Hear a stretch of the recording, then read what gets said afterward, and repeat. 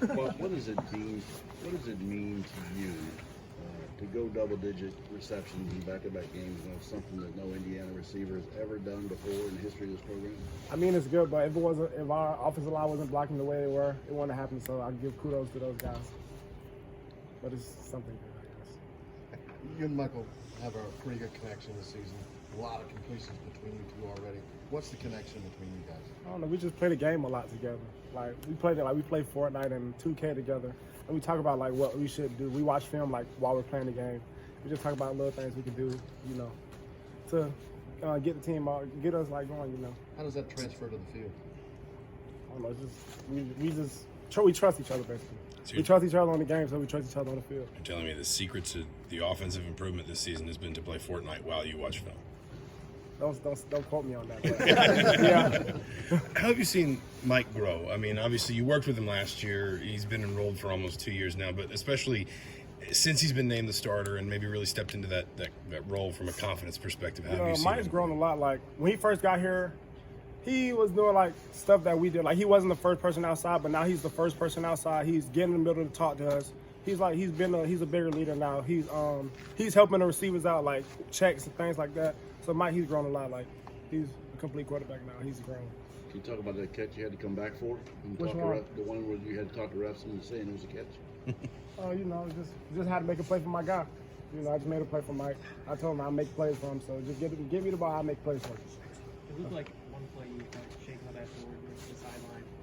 Did you go back to the locker room at all? And then you came back in and caught a pass for 56 yards. So It was just a little scary, you know. Football, you don't get a lot of scares and things like that. But I'm good now, so like, as you can see, I'm good now.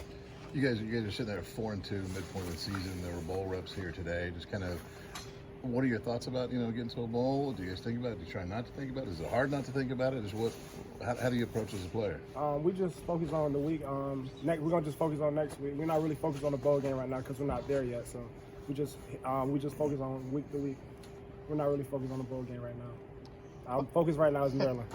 Bob, how do you feel about the running game getting going in the third quarter and seeing Stevie kind of have the day? I'm actually happy for Stevie. I'm actually glad to see he had a 100-yard game. I'm happy for him. That's my guy. We live right next door. We're neighbors, so we live right next door to each other. So I was like, I'm waiting for you to get your 100-yard game. I'm happy he got it. So, you know, that's all he's going to be talking about now. I got 100 yards. I got 100 yards. So I'm happy for him, though.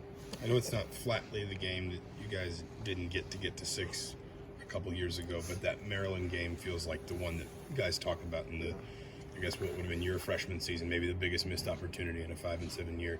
As you do turn the page to Maryland on the road, I mean, do you talk about that at all with younger guys to say, listen, we've got to seize these opportunities? Yeah, we're going to talk to the young guys about they're going to have a good atmosphere and things like that, but we feel like we're going to be able to beat those guys. So it's not really much we need to talk about, but the small things, like what we're going to have to do to get over the hump. We need these 6 games, so, you know, it's not really too crazy to talk about.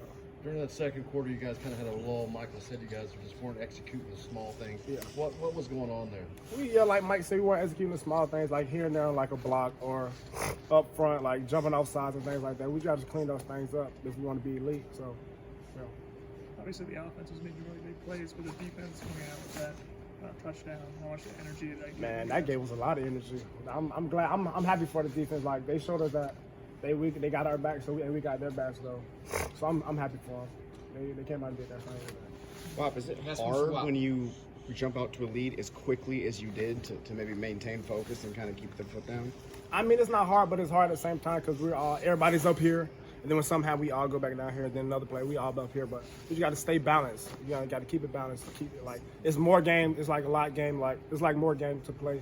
And like they showed this little thing on Big Ten how they came back on us, and I was telling them boys like, hey, remember they came back, so let's just keep our composure, just keep playing. We got a lot of game left. All right, thanks, Bob. Thanks.